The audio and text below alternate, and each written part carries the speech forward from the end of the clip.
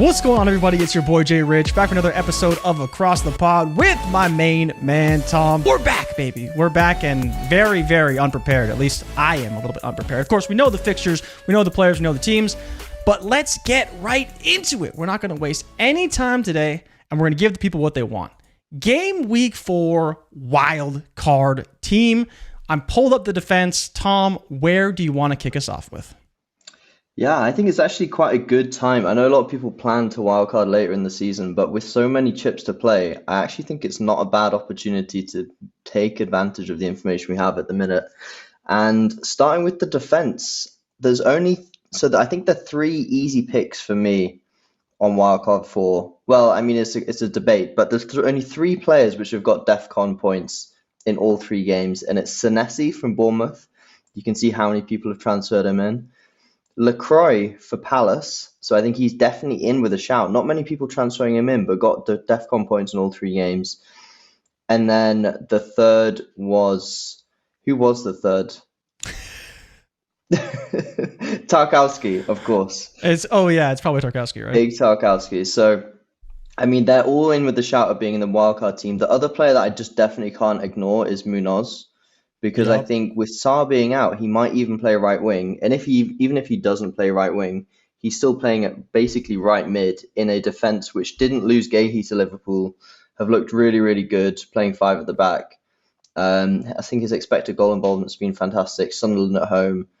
I absolutely love Muñoz, and he's a lock in my team for this week. So out of the other players, the only other 2 that, and I think maybe you can pick the last one in terms of who we want to talk about, but I love Van Dijk and I love Timber. I think Arsenal's fixtures post the next 3 look fantastic in turn from 7. It's just, do you want to get on them early and kind of hold them through? The Forest at home, I think, is actually a good fixture, although Ange is a question mark. You've then got to get through City and Newcastle, but then you've got a fantastic run from 7. So for me, I think I'm probably going to wait on Arsenal assets until 7 and then bring them in. But if you want to go early, I think Timber's a fantastic option at 5.6, or Calafiori as well, but I would probably lean towards Timber, seeing as Arteta seems to favour him at right back. Yeah, so I totally hear you on the Arsenal assets, but I think for me, it's just got to be Van Dijk. The way that he's playing right now, and especially I think the way the FPL is shaking out, where there's so many injured assets, especially on the high end. Now, we'll have to have the Isak conversation when we get to the forwards, but you've been so many ways you can save money right now and not overspend that I think going after a Van Dijk, even at the price he's at, you're looking probably right down the barrel of at least a clean sheet or 2 in the next 2. And honestly, like if they kept a clean sheet against Man United or Chelsea on the road, like Palace, I could see them conceding in that game, but for the most part, I think they're going to be okay. I still have some question marks about the defense, but just getting him into the team, there's not a ton of bad fixtures. I just think it just makes a lot of sense to have Van Dijk, and we know that he's going to be a DEFCON monster. It's just really whether or not they're going to be conceding in these games. Yeah, exactly. But I think Liverpool, considering that on paper, they're probably going to win the league. Van Dijk over the course of the season, last season got over 150 points. Now adding DEFCON, I think he would have got an extra 30 points. You're kind of getting up to the realms of a 8 million, 9 million midfielder for like a 6 million price. For me, just feels like the Arsenal game is the only one he didn't hit DEFCON, but in the previous 2, the Newcastle and Bournemouth game, 21 and 15. Yeah, that's crazy. So I feel like on the season, averaging 14. And the Arsenal game was a bit of an outlier. It's just a bit of a nothing game, wasn't it? It's just a kind of very little feeling each other out.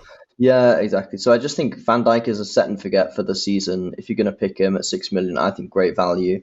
And I can kind of see why people, just the extra 0.5 from Tarkowski to Virgil feels like it's probably worth it. Yeah. It just depends if you need that 0.5 elsewhere. So for me, they're the only 5 defenders I would pick from, and I love them all. I think Senesi's probably a lock in my team, given the fixtures for Bournemouth are fantastic. And he's only 4.6. So you've got Brighton at home, Newcastle at home, I think both good fixtures. Leeds away is not a bad fixture against a promoted side. Fulham at home, Palace. For the next 5, for a player who's got DEFCON in every single game, and I was actually looking at the season before, if you look at his history and scroll down, for previous seasons, you can see he actually did really well in the season before that one, in the 23-24 one, when he actually was playing. I think he got like 5 goals or Yeah, and looks numerous like assists. 4 goals and 5 assists in that game, or in that Yeah, season. exactly.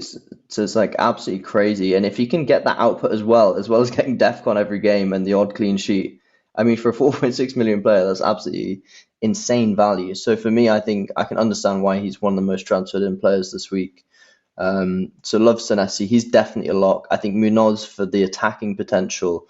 And then it just depends whether you want to double up with Palace for Lacroix as well, or go Virgil. I think the most balanced probably going Virgil, Muñoz, and Senesi as a Okay. three.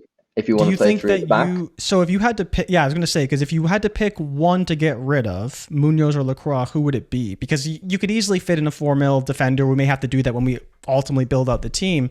But yeah, because like you're not going to start more than 4. And even if you do start 4, it's probably a little bit questionable from FPL standards because you want to lean more in the forwards and the attack, yeah, especially depending on what you decide to do at the forward position, because everyone's getting expensive and the top guys are all in a range where it's difficult to make it work with this expensive of a defense. But if you yeah. can make it work, I think it does make a lot of sense. But who would be the one between the two that you would get rid of right now? I think I would get rid of Lacroix and go just for Muñoz personally. I think the upside is so big for him, and I think elsewhere you think the DEFCON's just like guaranteed points. I mean, Yeah. there is an option to, if you're free hitting, for instance, I would have both. And Yeah. even if you are wildcarding, I'm considering having both and playing maybe 4 at the back or rotating with the 5th midfielder. So I think it's pretty close. It depends if you need the extra 0.5, but for me, Muñoz would edge it. Okay. No, I'm with you. I've had Muñoz in my team from the beginning. He's obviously been great so far, and I'm probably going to continue to have him. It's just like you said, do you want Lacroix and Muñoz? They're both great options, but I think we can move forward to the midfield, or do you want to tackle the goalkeepers first before we get into the midfield? I think let's get into the midfield. It's a bit more exciting than the keepers. I think Grealish, so like the top one's in there. Grealish is actually a good option. I would consider him, especially as like a Sarr replacement. A lot of people went Ismail Yep. Sarr last week, got injured. It looks like a grade 2 hamstring tear, so he's probably going to be out for at least a couple of weeks.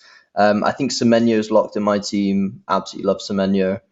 I think, again, same reason for Senesi. Great fixtures, looks like talisman. Might even take penalties. Might be Ava Nielsen, not too sure. I think Mbeumo is actually a good shout. I think Man United have looked actually really good attacking, and even though he's only got that 1 return and a 10 point in the last game week, already risen to 8.1, I really like Mbeumo. I just think he passes the eye test, looks good, looks sharp, looks quick. So definitely considering him. In terms of Salah and Liverpool assets, obviously a great fixture against Burnley away. I'm really keen on wildcard. I'm semi-tempted to go with Salah and Haaland and double up, because I don't think there's many people at the 9 million, 10 million price point with Saka and Palmer both being injured. I think there's more value in going for mids that you know are going to do well, like a Semenyo and Mbeumo, and then just going all out and getting Salah and Haaland. But I'm not sure if that's something which sounds scary to you, or whether that balance actually sounds exciting. Well, so I mean, the fixtures are good, right? Burnley, Everton, Palace, Chelsea is still going to be fine for them. I'm not too worried about that. But the question for me isn't so much do I want Salah and Haaland, it's do I want a triple Liverpool in some form, right? Because we're going to have a Liverpool forward in there. At least we'll see kind of how it shakes out when we build up the team. But at least the teams that I built, Josh King makes my team almost every single time. I don't know if you want to just throw him in there as a budget midfielder, but and kind of go to the forwards and see how it could work, because Haaland is going to be expensive, right? That only leaves us with 24.8 million for 5 spots. So we have to be pretty frugal in all the other spots. But how would you then make this work from here?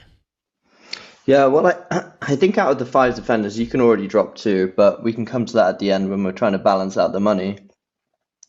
I just think, it's a bit tough. And I think the issue is for me, the 9 million attackers aren't really doing it. I think Gyökeres, with Arsenal's fixtures right now, I don't want to touch him. Watkins hasn't scored in 3. I just think there's probably more value to go with João Pedro. And then I would probably pick Mateta, just for like how Palace are playing, good fixtures, Sunderland at home fixtures. Feels like if you're going to wildcard, you want to get points instantly. I do think Chris Wood is still a good option. Be interesting to see what Ange does. But I think with Ange coming in, and the fixtures are really good after this week, right? Yeah, exactly. They get a bit better. So I think for this week, I don't really want to bring in Chris Wood for an Arsenal away fixture. Feels a little bit counterproductive. So yeah, so I think for me, what's interesting is in my own wildcard team, I'm actually going to go with Senesi, Muñoz, Tarkowski, and Lacroix. I'm not going with Virgil for now, and I'm playing a 4 at the back, 3-3, and I'm going Semenyo and Mbeumo, Salah, and then that front three. So if you took out Virgil and King, that's basically my starting 11. Yeah. For a wild card would be that. But I think in terms of a more balanced team, I think you could probably take Mbeumo down to a Grealish and have Virgil, and then maybe like another midfielder as well that's probably going to play. So this gives us, I mean, Dubravka we can kind of just leave in there anyways. He's going to make the team for sure. Yeah. I still feel like you're just a little bit overweight though with Haaland. Like that's where I struggle so much. Like even for us, right? We talked about Bruno a lot. This basically takes us to where we can only have 4 million for the rest of our positions. Yeah, right? Yeah. With the exactly. team that we currently have constructed, we have 13.1 left. Now we are a 0.1 short, but even with that, it's going to be so tight. And the starting is looking good. Like you said, you probably play a back 4 every week. You have 3 strong midfielders. You have 3 strong attackers. But it's so difficult, I think, because you're just so inflexible. And it feels like a year where you need to probably prioritize that a little bit. Like you're using your first wild card, week 4. You got to make it work for at least like the next probably 10 game weeks. And you're setting yourself up for the next few weeks in a pretty good fashion. But what would you do with the midfield here, and especially with the defense? Like the last defender will probably be someone cheap anyways, but... Yeah, I think last defender doesn't really matter because we're going to be rotating the 4th defender. Like we've got 4 really strong defenders there, and we've got 4 midfielders which are going to play. Like King's doing a good job as a 4th midfielder right now. So I'd probably just pick a 4 million attacker which is playing defender, like Esteve or Goodmanson, exactly. And if we put in, I think for keeper, who would you want? Would you want to go up to Raya at 5.5, or do you think Vicario, Sánchez, or even down to like a 4.5 goalkeeper? So I don't mind the way it looks right now, but who do we get into that last midfield spot? Because the lowest we can get is what, 4.4 probably for the min? Yeah. So even if we go that route, we go find, who would you want to put in there? It doesn't really matter, does it? Let's just any of them, chuck them in. Yeah, let's get this guy in there. Yeah, get Trey in. Is he going to play? Hell no, but he's in the team. So that leaves us with 4.7, which is not terrible. But we're probably looking at Petrovic, so we're tripling up on Bournemouth. Yeah. Because we can't afford Sánchez, we can't afford Raya. Vicario is very popular, obviously. I don't hate double Bournemouth defense, but yeah, it feels a little bit too much Bournemouth, doesn't it? So, would you rather take it out of, like here, and going down from Lacroix to another... Is there a 4.6 that you like from defense? Like, I know you don't really like Van de Ven. I know Van de Ven's 4.6. So yeah, we could look at him. I'm trying to think. Yeah, well, we could actually just go down to Guehi.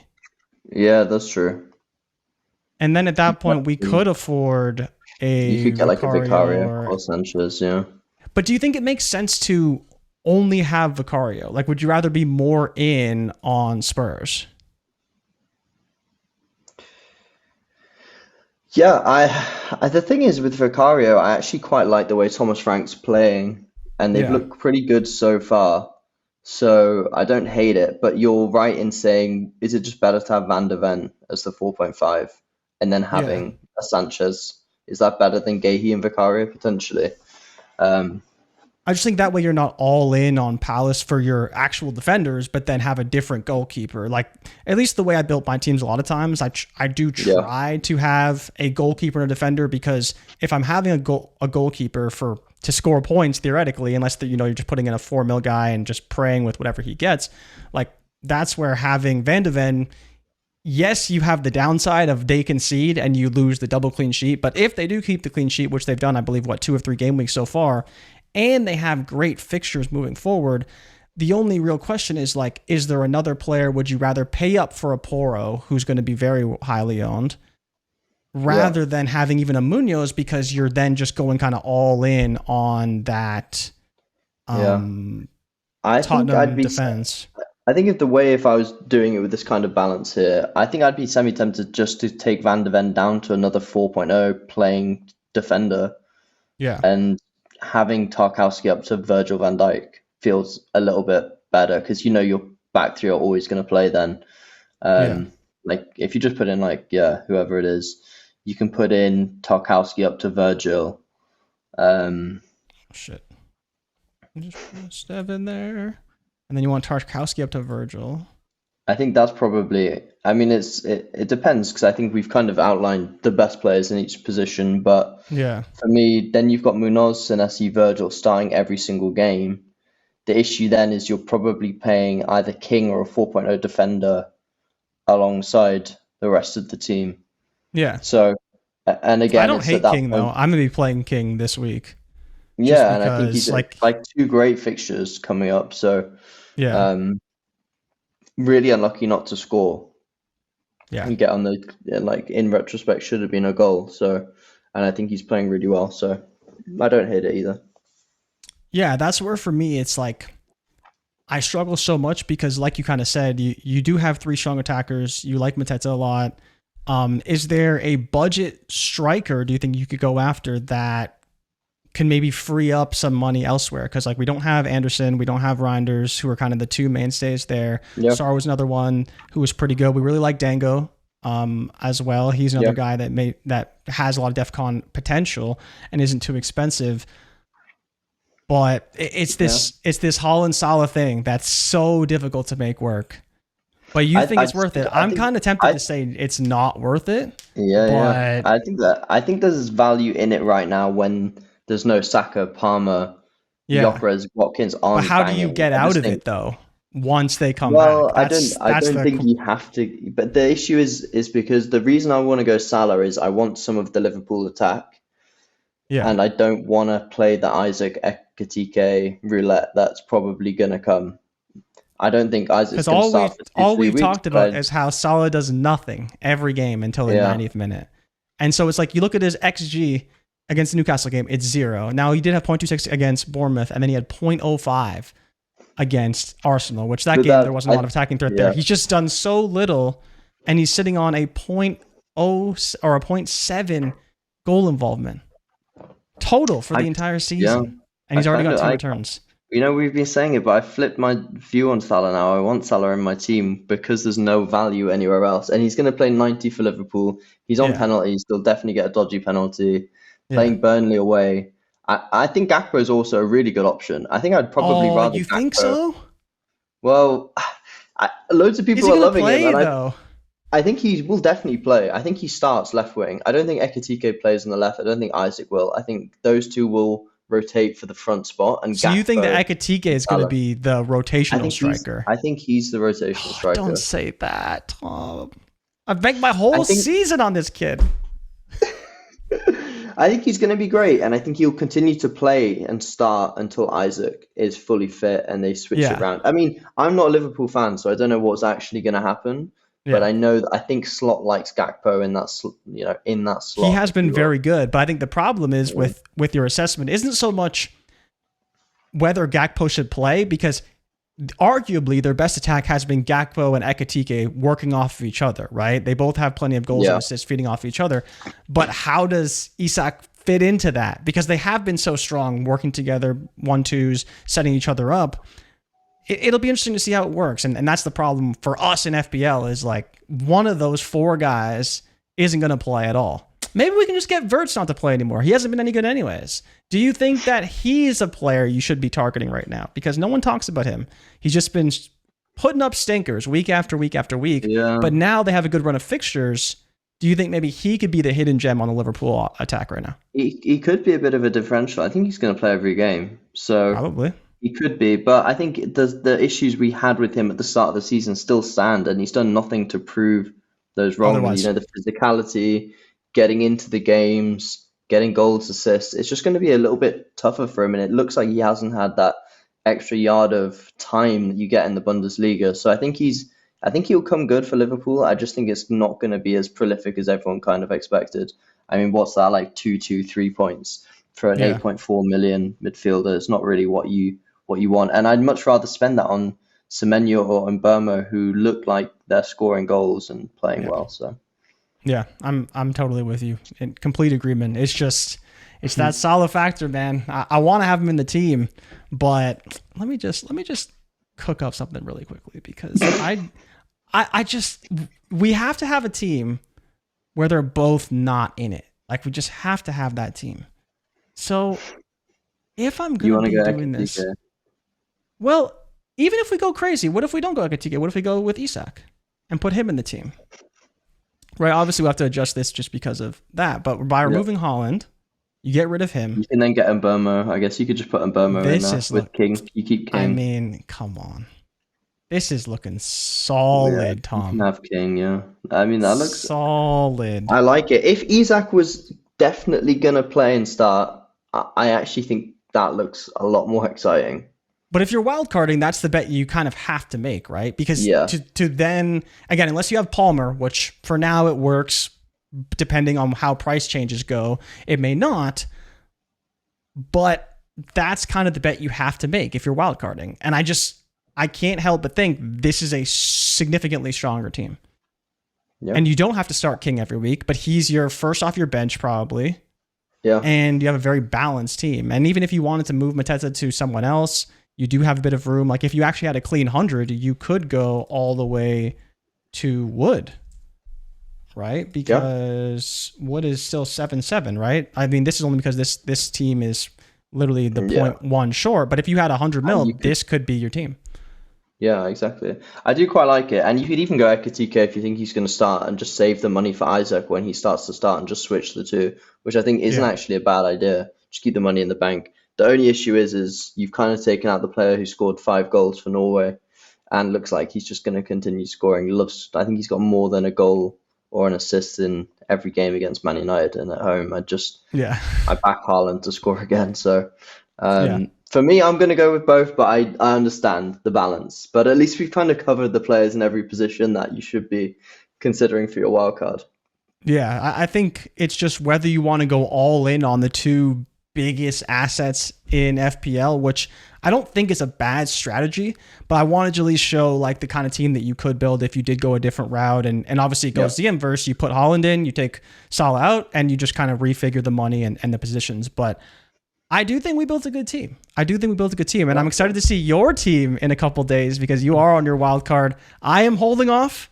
I think I'm doing pretty strong. I'm in the top million, which isn't anything crazy, but I'm just trying to get through this stupid Delap injury because I brought him in and he tore his hamstring off the bone. And I'll tell you, Tom, I'm really thinking about bringing in Voltemade, and he's not going to play, and I'm going to hate it, but it's just I might do it. It's him or just go from Delap down to Thiago and pray he gets a pen like he did in Gameweek 1 because that's what I'm staring in the face right now.